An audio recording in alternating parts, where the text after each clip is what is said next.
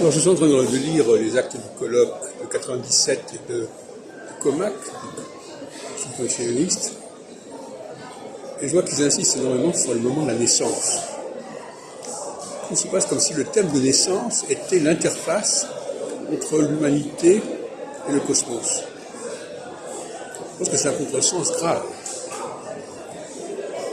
Nous avons biologiquement, nous sommes programmés biologiquement, en tant que communauté, en tant qu'espèce, pour réagir par rapport au cosmos.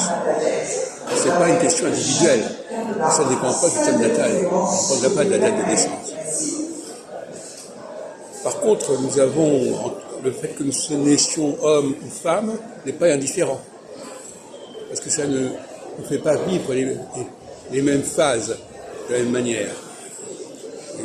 Donc on veut évacuer la question du masculin et féminin pour la remplacer par cette histoire du thème natal, qui d'ailleurs devient un problème très compliqué. Je vois les textes de Jean-Paul Citron ou d'autres dans ces colloques, qui se demandent pourquoi le moment de la naissance est si important et pourquoi chaque personne est marquée spécialement, etc. Au lieu d'accepter, de considérer des phénomènes généraux, être un homme, être une femme, et à mon avis, être juif aussi, ça n'est pas sans importance.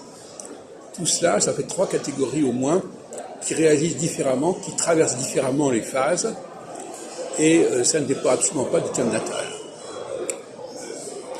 Donc, il faut rétablir l'importance du biologique, c'est-à-dire du génétique. Nous naissons, d'ailleurs Gauquelin l'avait montré d'une certaine manière, même s'il dit que le thème natal est important, il dit que nous ne naissons pas à n'importe quel moment. Quand nous ne naissons pas à n'importe quel moment, ça veut dire tout ce que ça veut dire, ça veut tout dire.